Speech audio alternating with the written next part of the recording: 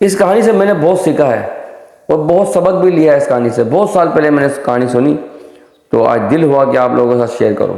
دو ناکام آدمی ایک دوسرے کا سہارا کیسے بن سکتے ہیں اور آگے کیسے بڑھ سکتے ہیں، اس کہانی میں ان کے بارے میں بتاؤں گا میں آپ کو. ایک گاؤں تھا، اس گاؤں میں اسکول کا پہلا دن تھا. تو ان کے ہیڈ ماسٹر نے 1 سے لے کر 10 تک گنتی لکھی بلیک بورڈ پر اور ان طالب علم کو یہ بات سمجھانے کی کوشش کی کہ 9 نے چماٹ مارا 8 کو. تو 8 نے اس کی طرف دیکھا، بولا بھائی آپ نے مجھے کیوں مارا؟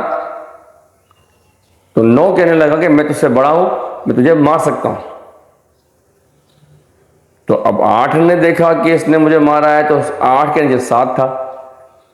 تو 8 نے لے کر 7 کو چماٹ مار دی رکھ کے. اب 7 8 سے پوچھ رہا ہے کہ بھائی مجھے کیوں مارا؟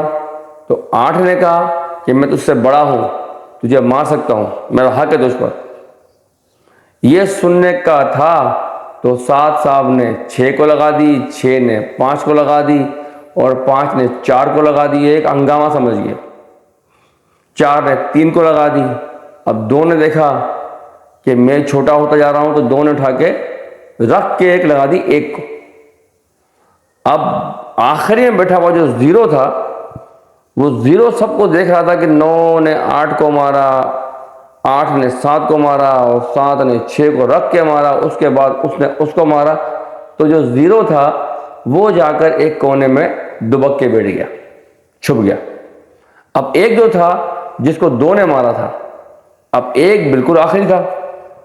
اس نے دیکھا کہ یار یہ 0 جو ہے جا کے چھپ گیا ہے اور مجھ سے ڈر رہا ہے، لیکن میں خود ایک آخری جملہ ہوں، آخری 1 ہوں. تو اس نے اس سے کہا 0 سے کہ یار مجھ سے ڈرنے کی ضرورت نہیں ہے، میں تجھے ماروں گا نہیں. تو اس نے کہا تم مجھے کیوں نہیں مارو گے؟ اوپر سے لے کر نیچے تک سب ایک دوسرے کو مار رہے ہیں، تو آپ مجھے کیوں نہیں مارو گے؟ تو اس نے کہا میں تجھے نہیں ماروں گا. تو ایک کے دماغ میں ایک آئیڈیا آ گیا، جو ایک تھا اس کے دماغ میں ایک آئیڈیا آ گیا. اس نے یہ دیکھا کہ یار 9 8 سب ایک دوسرے کو مار رہے ہیں، پیٹا انہوں نے ایک دوسرے کو ٹھیک طریقے سے. اب میں 0 کو مارتا ہوں تو میں بھی ان کے جیسا بن جاؤں گا اور یہ ایک سسٹم خراب رہے گا. تو اس نے یہ سوچا، ایک دماغ میں اس کے آئیڈیا آیا، وہ اٹھا اور جا کے 0 کے برابر میں بیٹھ گیا. اب آپ آئیڈیا لگائیں کہ 0 کے برابر میں اگر 1 آ جائے گا تو وہ کیا بن جائے گا؟ وہ بن جائے گا 10. ہر بندہ ایک دوسرے کو دبا رہا ہے، ہر بندہ ایک دوسرے کو مار رہا ہے، ہر طاقتور کمزور کو مار رہا ہے، اس سے کمزور نیچے والے کو مار رہا ہے. مطلب کہیں جس کا داؤ لگ رہا ہے وہ چھوڑ نہیں رہا.